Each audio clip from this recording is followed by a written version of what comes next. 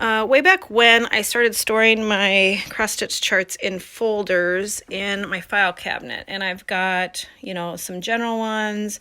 Certain designers have their own folders. There's Christmas, needlepoint, just Nan.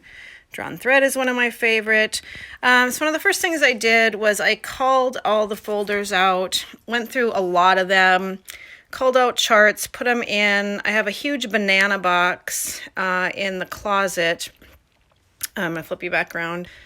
Full of, you can get them at the grocery store. It's full of charts, magazines, books that I'm just not going to stitch, or I have stitched and for some reason I still kept the charts. I'm going to put all that in my Etsy shop.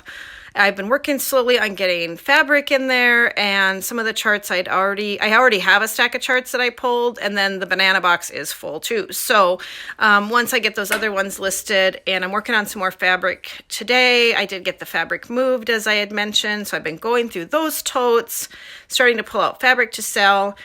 And I've got my threads all organized in the one closet video. And then the other things that I did, I had a lot of shepherd's bush kits, so I'm going to flip you around. If you're not familiar with shepherd's bush, they have these awesome silk and linen kits, and I have quite a collection. I've got big kits, large, small kits. I've got their exclusive kits. At one point, collected all of them. I've already sold a number of them over the years, but I had what was left in a flat container. And it was really hard to even look through and see, pull out any to stitch. And I would stack stuff on top of it. So I had these two purple containers. I have no idea where I got them. They've got attachable lids. They're easy to pick up and move around.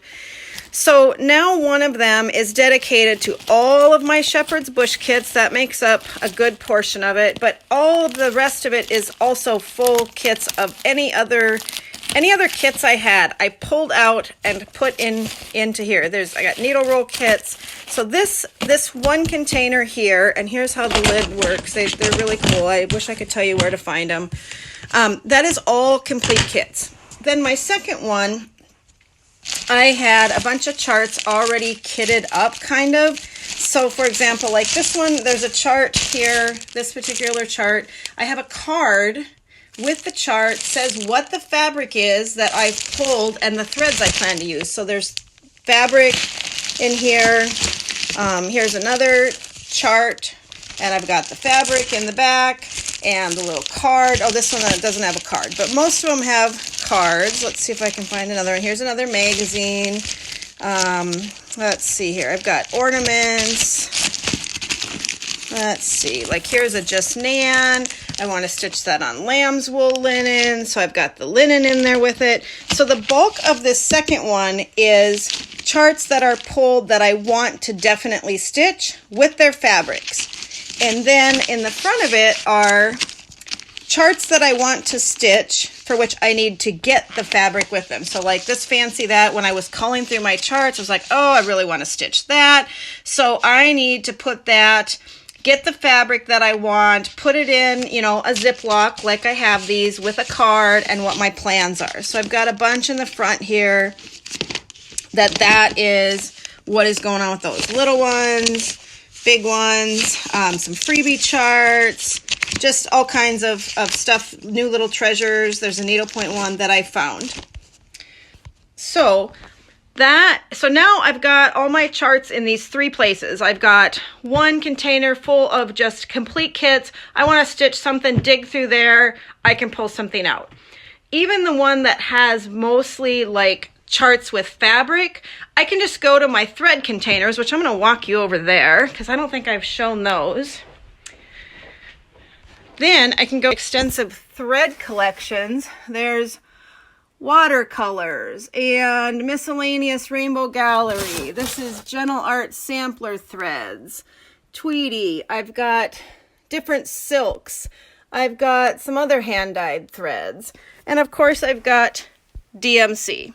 So between my fabric stash, my chart stash, my thread stash, I can pretty much pull out any chart I want and stitch it. And now it's organized well enough that I know just where to go for the ones that I really want to stitch, pull one of those out, and it's really helped me get started on some projects.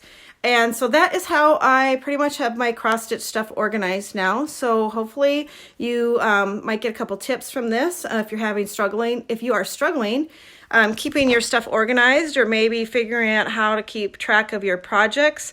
Those index cards are really helpful to me. I really like that because over time it's like, what is this fabric? Like, I don't have to sit and figure out what the fabric was because I've noted it on the card, the color, the count, the fabric type. Is it linen? Is it even weave?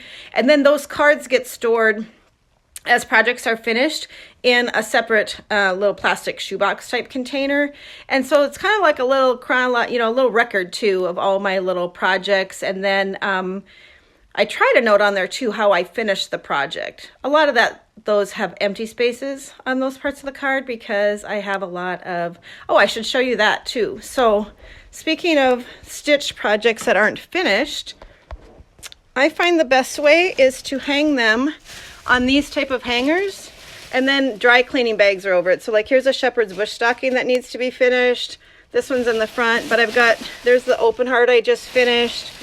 I just finished that one, but the plastic protects them from dust, but it's not sealed, so there's still airflow, so it's not damaging the projects at all. So anyway, hopefully you can get some little tips from this, and this will just get on file within my YouTube channel, and I don't know what number this is, but I will figure that out, and this will be whatever number in this organization series that this ends up being. Thanks for watching.